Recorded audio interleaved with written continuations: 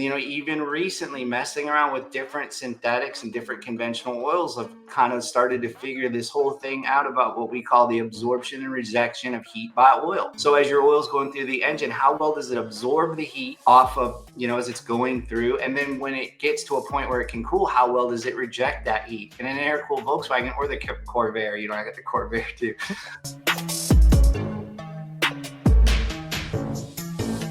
Guys, welcome to episode 117 of the Drag Drive Repeat Show presented by Summit Racing. Tonight, Mr. Bill Alexander. What is up, guys? This evening, I guess it's not morning. Yes, it's evening. We had vendors in today. I had to go to dinner with them and run back here to get on here. So, well, man, we appreciate that for sure. I know in your text, you're like, hey, I'm with folks today. I didn't know they'd be hanging out for dinner. So we appreciate you doing that. Yeah, no problem. I'm actually so excited to finally be on here after all this time. It's my first time being on here. So it's good. We talk about it all the time whenever we see it at an event. We're like, oh man, when are you going to be on? You and I have talked about having the whole team on at one time. Yeah. I think we need to do that next big road trip. I need to make it my way through Memphis, and we just set the cameras up and we just riff and have some fun. Yeah, we did the first didn't we do the first live drag drive and repeat from a drag and drive in our booth? yeah, for sure. We did at is that 666? Yeah, I think it was. Yeah. We're innovators, aren't we? I'm telling you, man, we had a blast. It's pretty fun, and I look forward to a lot of that because we got some events coming up. Havlic's we're going to be at with a driven booth there. We're going to talk about that all in a minute. Where you guys are going to be, all that kind of stuff. But first, dude, since it's your first time, you got to tell us like who you are, what you do. Well, my name is Bill Alexander. I'm the general manager of Driven Racing Wheel. I've been in the lubricants formulation business for about 30 years. Pretty much the only thing I've ever done. I've worked in the oil industry, and I've developed oil for over-the-road trucks, for locomotives, for nuclear submarines, for all this stuff. But, in my heart, I was always a car guy from day one. Grew up in Northern California, racing and doing stuff I shouldn't, doing dumb stuff with cars in high school, and got the opportunity to come work in the racing industry 4 years ago. It's 4 years. I can't believe that. And it's been awesome because one of the things you love to do when you do what I do is try to develop and create formulations that are specific to different applications that like a regular motor oil wouldn't quite work as well as something that you come up with. And I've gotten to do that here at Driven for 4 years, and it's been a pretty fun ride. I'm not gonna lie. I bet, dude. That's to go from all the other stuff you mentioned, like about nuclear submarine stuff. Those guys probably don't have nearly as much fun as car guys do. They don't. As a matter of fact, the people I was with tonight are in the oil industry that I came from. And I was telling them about Michigan. I was telling them how we're going to go around at all these tracks and about these cars that, drag and drive to them is they don't even get it. And the one guy looked at me and he said, wow, that's a lot different from going to an STLE meeting. And I said, oh, absolutely. Absolutely. I don't even know what that means. I don't even know what STLE means. STLE is the Society of Tribologists and Lubrication Engineer. In 2000, it's a written exam. It was an 8-hour exam and it's peer reviewed, and I passed it in 2000. And so it's what gives, Lake Speed has one. I have one. It's what gives us guys the ability, I guess, to call ourselves tribologists, because you don't really go to school for that. So yeah, man, I have so many questions. Hopefully they're just fun questions. It's like 8 o'clock. Come on. Yeah. I would say tribologist sounds like somebody that would study, tribes. But hey, I've played that joke a bunch with you. All right. Well, Eric, I know I'm going to do a bad job of alternating between me and Eric tonight because dude, you're so much fun to hang out with. Oh no, this has got to be fun, man. So no worries. All right. So can you give us a kind of quick recap of Driven Racing Oil's history? Well, we were started around 2000 with Joe Gibbs Racing in NASCAR. And I wasn't there, but I've heard the story a million times. And I can tell you that back in those days with the EPA requirements and catalytic converters, Zinc was determined, ZDDP, that's the anti-wear additive we put in oil, was determined to be a factor in causing catalytic converters to fail. So in passenger car motor oils, they started to lower the amounts, right, to what we call a cat safe level. And cams started failing, especially flat tappet cams, where you had roller applications, and a lot of the OEMs back then at the time were moving to roller cams as, factory stuff. It wasn't as big of a deal, but in flat tappet cams, it was a problem. And in racing, it was a problem. So they went out to try to find a solution, which was to create kind of the first high zinc oil. And that was all done with Joe Gibbs and all that back in the day. Lake Speed Jr., a good friend of mine, was, part of that. From there, the development of break-in oils came, right? Because you got to break in engines. And when you've got lower amounts of ZDP, zinc is what people will commonly call it, especially in flat tappet applications, it gets hard to break in engines. You get failures. So that's really where it all started. And then that's where the racing wheels have been around longer than that. They're application specific formulations to deal with what engines do when you race them. And that could be in offshore boats and tractor pulling and drag and drive, you name it, right? But that's really, where we came from, and where we came up through was the development of those application specific products that guys need when they race. And so, we've developed over the years. Now, today, we're a standalone company. We're in Memphis. This is all we do, right? We only do racing oil. We do our own formulation work, and we work a lot with a lot of really, really specialized suppliers that make the raw materials, the pieces we need to make a good racing oil. And it's funny, those are getting harder and harder to get as the big market, you can go down right now and buy, oil at Walmart. You can go anywhere and buy oil, but that's what the whole world needs, not what we need, what our engines need and our application needs. So as those products change, and they continue to change even to this day, the raw materials we need to make good racing oils get harder and harder to get, right? Because the whole general world doesn't use as much anymore. So, which leads us to go into developing and finding new things. So, but today that's what we do. This racing oil is what we do, and we stick to it. And we go out and try to figure out how to make it work, like I said, in all different kinds of motorsports. And it's pretty fun. It's pretty cool. I tell everybody, I guess I could be, I guess it, beats working for a living. So right. And I think some of the stuff that we've talked about at events and things like that, and I've stood there while you've talked to racers talking about their products and stuff. A lot of the times we don't get that kind of behind the scenes. So you guys being at an event is huge, because a lot of times I would think, I've never had an engine built, but it comes down to your engine builder saying, hey, this is the kind of oil I run. And that's based on experience on his side or her side too. Yeah. I mean, I always say engine builders are the ultimate influencers in what we do, right? They're the ones, if you buy an engine from them, we always say, listen to what they say, follow their recommendations. We work with a lot of engine builders. They're probably our biggest customer area, maybe. And we're always listening to them and always getting feedback from them. But like I said, it kind of comes back to, you mentioned that, I believe, as I guess the guy steering the ship here, right? We can never forget who our customers are. And our customers are the guys in the garage. They're the guys, building a small block Chevy with their son. They're guys that, building 2,000 horsepower motors for drag and drive. Those are the people that our customer is, the guy who throws the bottle away. And I believe very strongly in us being out and involved in the communities where our oil is used. And drag and drive is one, tractor pulling is another, import drag racing. There's all these communities out there. And for me, I feel it's very important that, people know us. I always say I want us to grow big enough where we can do cool things, but never get so big that when we go to an event or a track, we don't go, hey, there's Chris, there's Bob, there's people we know and they know us. It's kind of what's ingrained in our culture. And I think it makes us a little different. Like, we don't really have voicemail. When you call here, we pick up the phone, and we feel that's very important. When you look at lubricants, right, that are used in the world for all kinds of things, racing oil is like that big, right? Yeah.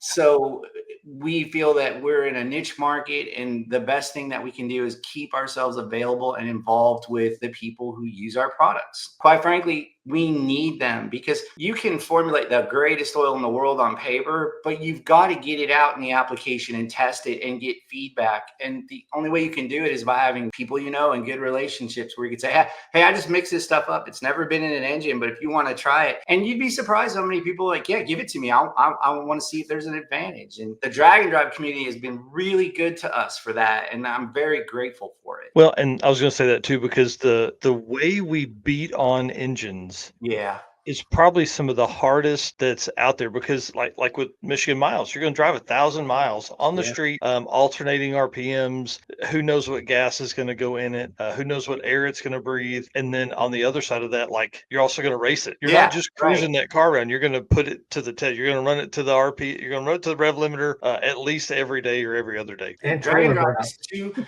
Drag and Drive is two separate applications in one, and that's kind of unique to what we do. And then you also have to, I can go on for this for days, but the funniest thing too is it's not just the motor oil. What about the gear oil? What about the rear end? You're towing a trailer now. I mean, you're changing. There's so many things that change. And Michael, we've had this talk, before, but when I first went to my first Drag and Drive and I thought, man, this is great. And like, look at what these guys are doing. I was so excited. Like, this is the environment where I could prove our stuff is good, right? Yes. And the first guy I meet is Rovic, right? And we fill his car with oil. And I've always said, like, that was the ultimate, the way he drives it, the way he comes down, driving. He does a Drag and Drive before he does a Drag and Drive, and then he does Drag and Drive home.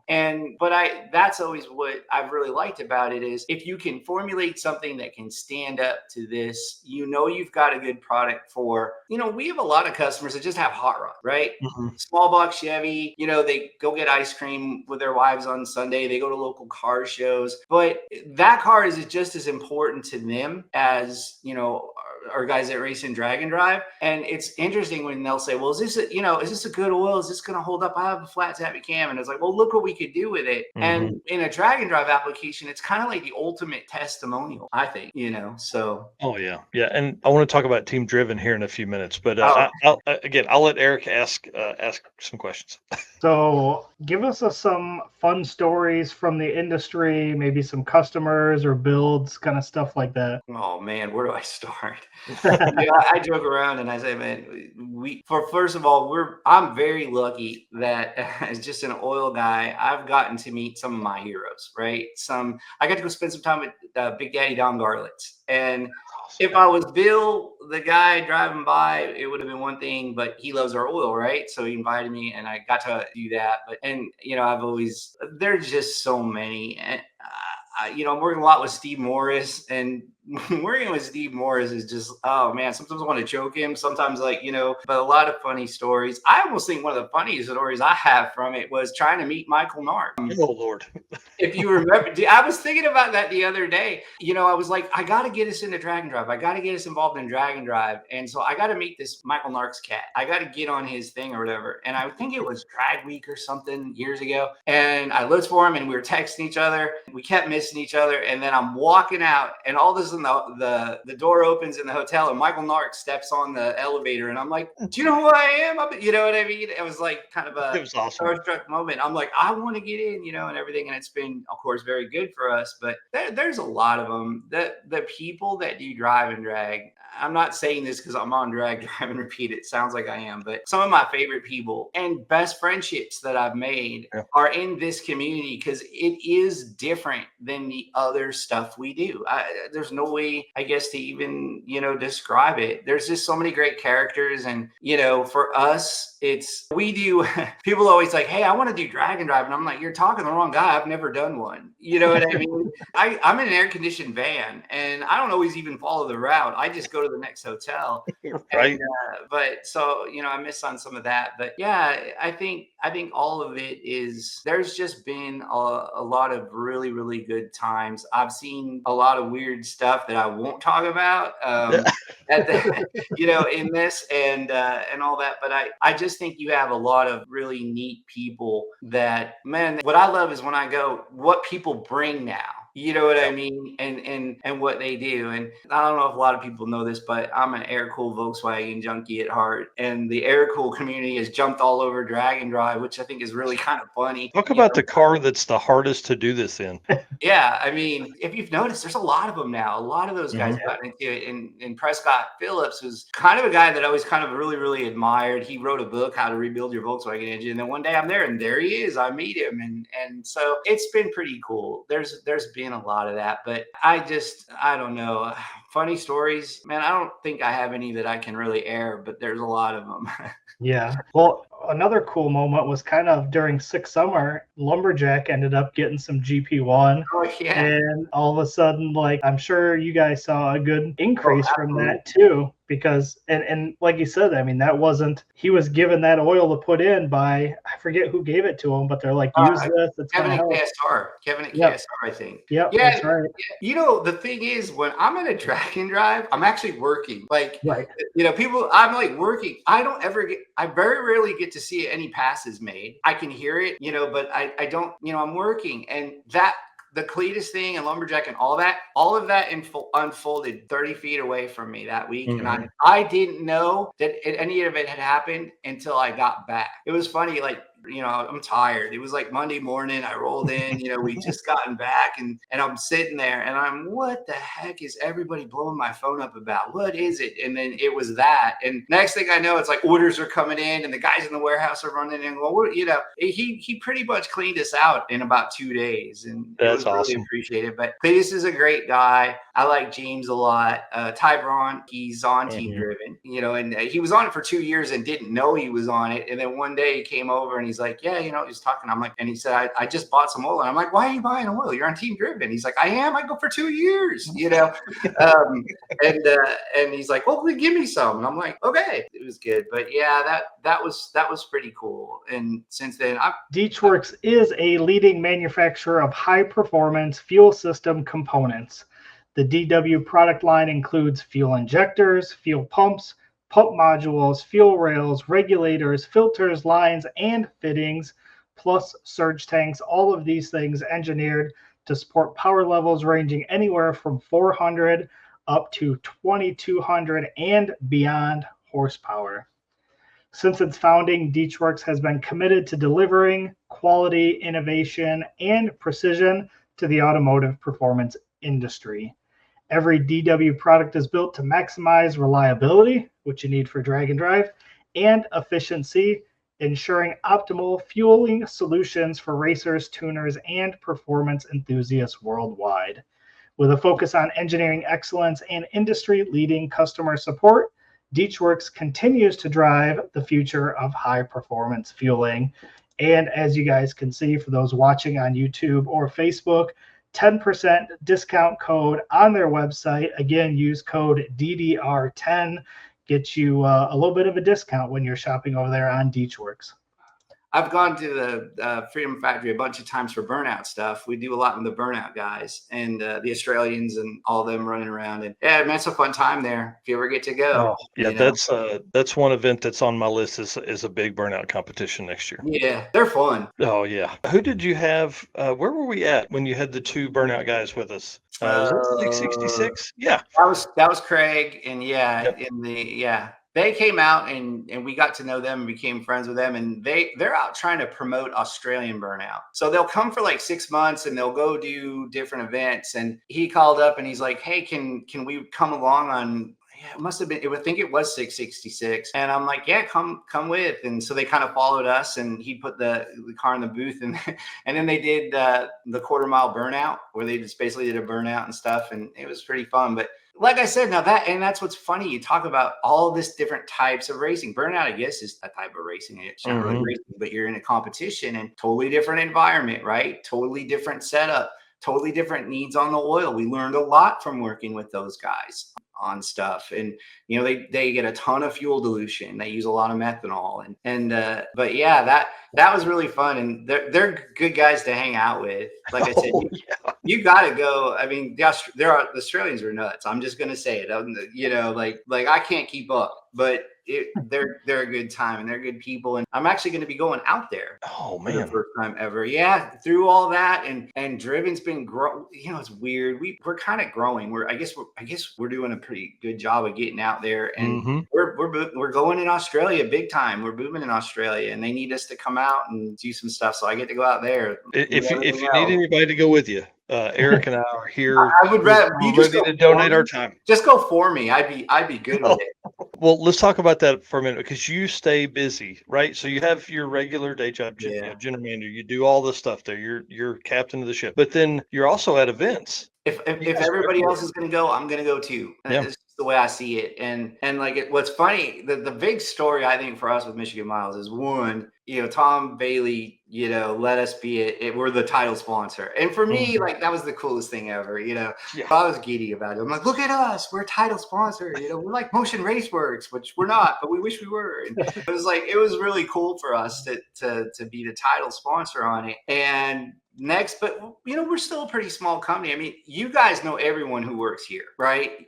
Some of them you've known a long time. I mean, we're all like the same guys. And one day we're sitting there and somebody says, that August, we're at a lot of events. And I'm like, oh, great. No, we're at a lot of events, like at the same time. And it's like, we are. And so we start looking at it. Well, we're out of big vans. We're out of small vans. We're out of pickup trucks. And so I'm running Michigan Miles in my pickup truck with my Airstream camper because I don't have anything to make a booth at Michigan Mile, like nothing behind me, so I'll bring the camper and I'm just going to sleep at the tracks and stuff because we have Havlicks, we have Corvettes in Carlisle, we have a tractor pull, we have a gasser race in Jackson, Tennessee. It's like this Saturday, it just goes for like 30 days. I'm gone 10 days. I come back and then I'm gone another 15 days with events. Wow. And so but that comes back to what we said is we're not that good at marketing. We're not that good at social media. We're not that good at anything. But we're growing and we're getting out there. And I keep going, well, it must be because we go to the events and we talk to people. It's like sometimes in business, you have to say, well, what's your common sense tell you? Well, we've always gone to events. And Michael, who works for us, he does Nitro Chaos Series. He runs a funny car. And so, he goes to race and work. And that's what we do. And I think that's what's made the biggest difference. But you got to be out and part of things. Going back to it, I don't ever want us to get away from that. And, last year I put a lot of, and then of course, we have car shows, hot rod stuff. I mean, it's not just the racing part. And I've always said, well, if the other guys are going to go do it, I'm going to go do it too. And like I said, I could, but I shouldn't even be saying that because it's like, really, I'm going to go on a drag and drive. Like I could be working, right? And I'm going to, so it's, I've got it pretty good. Well, and you think about the being on a drag and drive, that's like 8 days of work. Yes.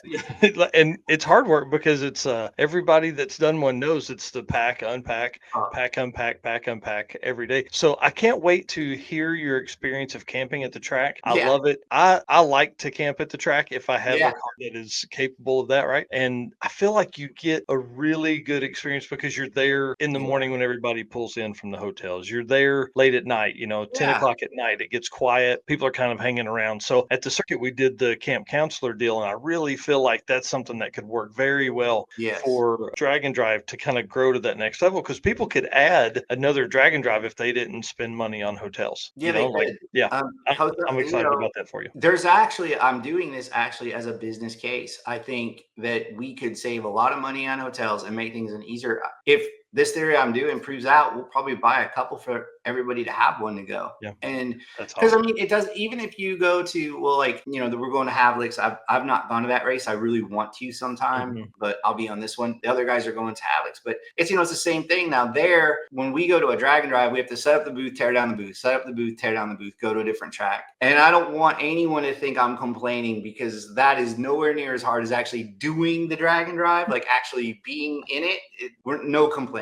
But and when you go to an event where you're going to stay there for 4 days, it makes so much more sense to be at the track. And I'm pretty excited about it. And I think that's what we're going to do. And it just came out of the whole fact that basically we looked around and we got nothing left. Everybody's going, we got nothing. That's all we have. And I was just going to use it as a trailer. We don't even have a car hauler that I could, like an open car hauler that I could like put a pallet of oil on and shrink wrap and drag behind me. So this is what I got to do. Yeah, that's awesome, man. That'll be really cool. Well, we're going to need some photos of that to be shared out. So yeah, that'll be fun. Yeah. Social media is tough, dude. It's one of the hardest things out there is like getting that content and then also taking care of your customers. Cause the times I've been been at the booth, dude, I don't think there's 6 minutes that goes by that somebody's not coming up, looking at t-shirts, looking at stickers, looking at the spray wax, looking at the stuff, All of asking it. a question. Yeah. I want to get kind of nerdy just real quick for a minute because I don't know anything about air-cooled Volkswagens. And Okay. I want to know, like, why, why you're so into that. But then also this Grimace build that's in the back. I saw it when I came through Memphis that time. I haven't seen any pictures. I just dug through the entirety of Driven Racing Oil Facebook photo album, and I don't see any photos there either. So get nerdy with this, man. Tell us why Volkswagen air-cooled stuff. And then, obviously we want to end up with why those guys have the hardest time keeping that stuff together with oil. Well, okay, so why? All right, you're 16 years old and you're growing up in Northern California. You get your first car. Mine was a Volkswagen. They were everywhere. So I got one, and it didn't have a windshield. It didn't run. The old thing with Volkswagens, the only way you have oil in them is if it's leaking, right? And so that's what I started out with. Man, when you start out that way, there was always the kid that had the Camaro. There's always the kid that had the Duster, in town, and they were fast. And you get this whole thing, well, hey, maybe I can beat that guy. Maybe I can make this, Volkswagen fast. Well, it never really happened. I never beat anybody, but you just kind of get an affinity for it. And then later, I started building big LSs and everything like, other people in small block Chevys and stuff. But it just, that's where it started. It was my first car. And you're in high school, right? You're trying to be cool and you've got a bug. And so you got to do something. But there is a whole community out there. There's very fast. They have their own drag racing community. And that's my first job. The weirdest thing ever. My first job was at a place called Beetle Power in Pleasanton, California. And I tore engines apart after school and, did oil changes. And I worked every day after school and all day Saturday. We've pushed into that market, right? Because GP1 is a great oil. And I'll tell you the technical nerdy stuff in a second as to why, but we've grown in air cooled. And part of it's because I love them and I do that stuff. And this lady calls the other day and she says, I'd like to become a dealer of Driven Oil. And I said, okay. And I said, what's the name of your business? She said, Beetle Power in Pleasanton, California. I go, no kidding. I worked there in 1987. And just out of the blue, she couldn't believe it. She's like, you did? And I'm like, yeah, that was my first job. And so it's weird the way things come full circle, but that's how I got into them. Now, why are they a challenge? They're not as much of a challenge as you think.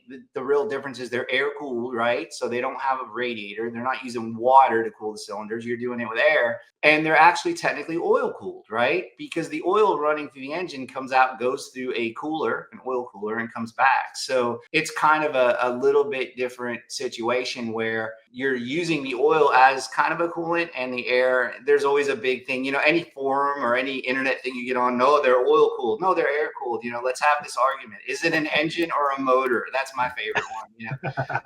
But it happens a lot there. But even recently messing around with different synthetics and different conventional oils, I've kind of started to figure this whole thing out about what we call the absorption and rejection of heat by oil. So as your oil is going through the engine, how well does it absorb the heat off of, as it's going through? And then when it gets to a point where it can cool, how well does it reject that heat? And in an air-cooled Volkswagen or the Corvair, I got the Corvair too.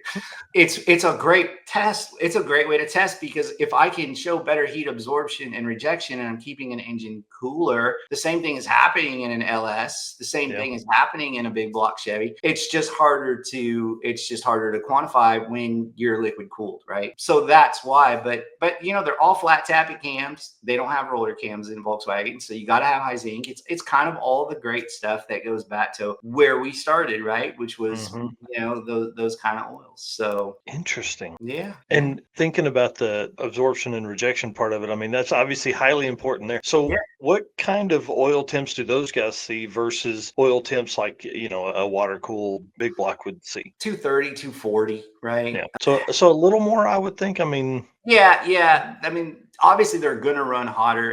And so we run heavier viscosities. 2050s pretty popular, 2050s are pretty popular and everything, but even in lower horsepower builds, because when you're running a little higher temperature, you want a little extra viscosity, and like I said, you're driving, right? You're going to go 3 hours and then you're going to drag race it the next day. In drag and drive, it's the same thing. But yeah, they do tend to run a little bit hotter, but you go back to it, there's so much aftermarket market. I mean, we Mhm. can buy really big oil coolers. We can buy more efficient fans. As a matter of fact, guy sent me this plastic 3D printed fan that he made for an air-cooled Volkswagen, and he said it's going to flow more and do all this stuff. And I tried it, and it did. That's And awesome. so for 30 years or 40 years, I've been into these things, and somebody just came out with a new fan, and it works better. We're always evolving, right? All forms of motorsport are always evolving, and we're finding better ways to do things, more efficient ways. And now big thing with air-cooled Volkswagens, we were all carburetors, Webers, and now EFI is big, and that's cool.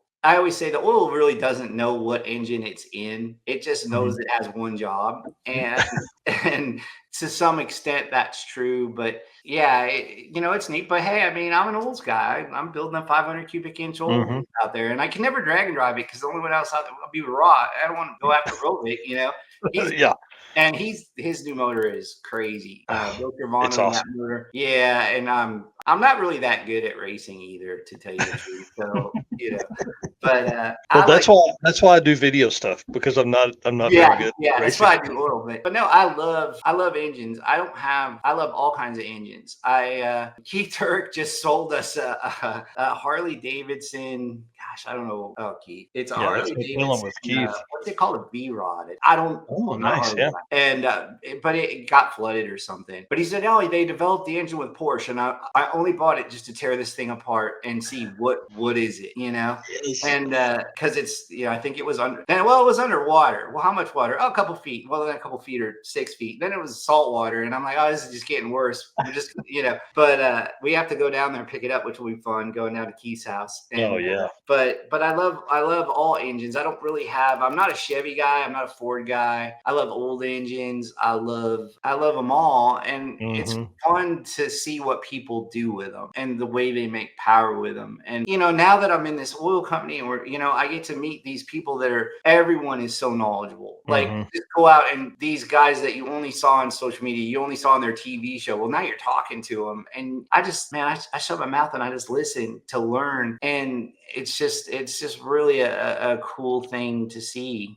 There's always that old story. When I was in high school, I did get my first small block Chevy, which I ported the heads myself with a shop vac as my airflow bench, and cracked the heads in front of the high school trying to do a burnout the first time I drove it. You go back to those days when you were 16 and you were trying to figure stuff out, and you and a buddy were trying to figure out how to put a 4 barrel on a 2 barrel, switch out a manifold, which now you can Yeah. just do. But back then you're like, do I loosen that bolt? I don't know. You do it. And you go back. That's where all of this comes from, right? This is where Yeah. this love of whatever it is comes from. I just always kept it. I always wanted to. My problem is I like to pull stuff apart, and I'm not so good at getting it back together because I get busy. You've been here. I've got project after project after project, and then some of them get lost to R&D for driven. Like my Corvair that I bought. I mean, I test oil with it now. I probably don't That's even need awesome. the rest of the car, but I'd like to get it on the road someday. But yes, it's all good. Well, And real quick, I want to talk about while we're on air cooled stuff loosely here.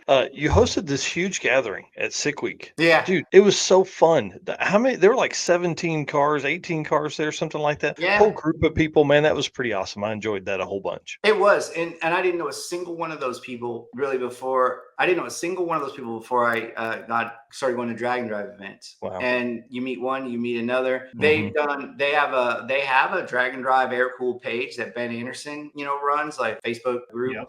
Mhm. And they've just done a good job about getting out there and pushing drag and drive. Yeah. Matter of fact, I mean, Hobby W's magazine, I think we did an article about drag and drive with us. Yep. I should probably get it and see it. But they've just certain communities seem to get out and push more. And the Aircool VW guys started to rally, like, come on, let's go, let's get 100 of them there. And then, like, I was kind of the unofficial guy, like, and I'm like, well, hold on. But they do a good job. But that whole thing has been really neat to watch it evolve, and you're getting more and more people wanting to do. That's the funniest thing. Like, you would love working the phones here at Driven during the day, because you never know hey, I'm building this, I'm doing this. It could be a tractor pull, it could be Formula One, it could be all these different things. But one of the things I've noticed, especially over the last year and a half, is we get a lot of guys that call and say, hey, I'm gonna go I want to do a drag and drive. I'm gonna do my first drag and drive. What do I need? And it's neat to see how that in our system has picked up, how Mhm. tech questions about, I'm going to do my first drive. drive and drag. I'm going to do this. What oil should I run? What are people running? What am I going to? And that's been really cool to watch. And, more than anything else, I think we've seen that. And that's cool. Yeah. That's awesome. That's awesome. Sweet. Well, one other thing we wanted to talk a little bit about was your team-driven racers. Tell us a little bit about that and how people can become part of Team Driven. Oh man. All right. So I didn't know how to do social media. I didn't know how to do any of this stuff. I'm just going to be honest. And so when I first started doing Driven, it's just people, we get asked constantly, will you sponsor me? Will you sponsor me? All different kinds of racing. And we love all different kinds of racing and we love people. We can't sponsor everybody. We're just not big enough, right? We couldn't. So one day I just said, well, I like this guy. He's cool. And so we'll put him on what we call Team Driven. We literally came up with it. We didn't even think about the name very well. And we'll call it Team Driven. You're on it. And then we would get Damon Elf. Hey, Damon's a cool dude. We like Damon. He came and helped us with, beat Steve Morris at the sick thing, at the go-kart thing. So now you're on Team Driven. And they're like, what does that mean? Well, it doesn't really mean anything, but you're on, And so people will ask, well, how do I get on Team Driven? And you kind of just have to go to an event, hang out with us, and we become friends. We don't really have a good way I don't have a better way to describe it than that. If I did, I'd be lying. We've always thought, like, when I've gone back in the day, I always said, a couple of them are just regular guys that nobody would ever really, they're proud of their car. They're out there, they're doing it. And, they get to meet us and I'll be like, man, that's a cool car. I like that. And it doesn't really matter about winning or anything else. It's just, he's a good guy. And then what we look for is, are you a good ambassador for Driven?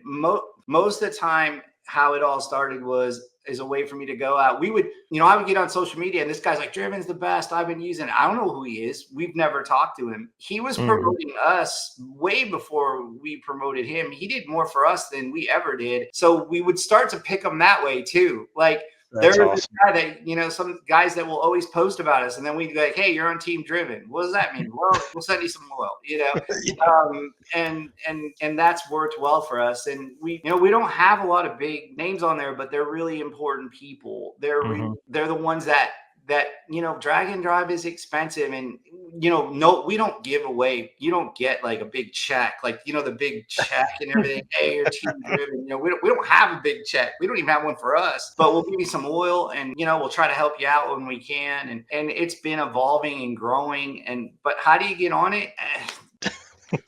I honestly really like that idea because then you don't have to sift through hundreds of proposals and all this stuff. I actually think that's a really cool way to do it. We find you. That's kind of the answer. Yeah. The best way to get on Team Driven is, one, use our oil and believe in it. Don't just run it because you want free oil. Get on it, know it's good, work with us. We'll make sure and then really be a fan of it, right? Then after that, talk about it. And then that's kind of how it evolves because we're constantly watching socials. We're constantly doing that. Every once in a while it's great. I pick up the phone here. The phone will ring and I could pick it up and it's a guy trying to sell me a photocopier or something. I'm like, I don't have, but every once in a while I'll pick it up and I'll say, oh, I'm just a regular guy. Whatever. I'm building, this Mustang. I had it in high school. Now I'm 50. My daughter just left for college. I'm working on this car. I'll send him a case of oil. Was that Jeff Kirchick? But you know what I mean? It's like, it's because it's genuine and then I'll say, send me pictures and we'll throw it on our social media. And, we'll do that sometimes just because I have this really cool thing. Can I tell you something cool that I came up with that I'm going to do? We're going to do this thing. It's not really drag and drive, but we're going to do what I'm going to call a local car show takeover. We're going to go try to find a car show like in Cleveland or something, right? Which is at a church where there's 50 cars and they're trying to raise money for something. And we're going to load up the Driven van. We're going to go. We're going to bust it out on social media. We're just going to show up. We're going to highlight it. We're going to push it. And what I'm toying with is out of that, these local car shows, that's how we all got into this. This is, and what I would love to do is find, that car where the guys had it forever and he finally restored it. And he went to this car show to show it off. And I want to put it in our booth at PRI. That would be awesome. This is This is just a guy that we found who, and maybe it's not the fastest thing. Maybe the bodywork's not perfect, maybe whatever, but he built it with, But it's got a great story. Yeah, it's got a story. And I'd much rather put that in my booth at PRI and people walk by and go, why is that in there? Well, because this is what matters to us. Mm-hmm. And so I'm so excited about doing it. And Michael's out, looking now for some local shows and stuff. And, I don't know, just because the driven van shows up, it's not like, it's a big deal, but maybe to them it would be. And give them, give out t-shirts and give out merch and just say, hey, thanks. That's awesome. That's the one thing companies don't do enough is just thank people for using their stuff. And we're very thankful for everyone who uses our products. We need you. Right. Okay. Let's end this segment and then jump into the next one. Again, thanks to DeechWorks for their work with us here. We've already done the driven segment tonight, so that's the events. I didn't want to do that with you on here. I wanted to keep the events going because people are used to seeing that in the first part of the show. So thanks again to DeechWorks. We appreciate them and all the work they do with us. And again, code DDR10 works on DeechWorks site and Driven Racing Oil site, so you can do discounts on both of those there off your total order. So please hit the share button for us. We can't do this without our race car friends, man. You guys are the lifeblood of this drag drive repeat thing we got going on over here. It's pretty awesome to be up late posting stuff, be up late doing artwork, doing whatever we got going on, and see somebody's comment or something like that. So thank you all very much for that. And then thank you so much to our sponsors. We appreciate them for being part of the program here. Summit Racing, DeechWorks, Molly Motorsports, Driven Racing Oil, obviously who's on tonight, Howard's Cams, J-Wire Solutions, Performer Built Transmissions, Car Chains 3D, Power Tube TV, Sweet Patina, Racing Junk Classifieds, and WAF Racing, all part of the program here. So if you're doing some shopping, hit those folks up, see if they got something that can work for you.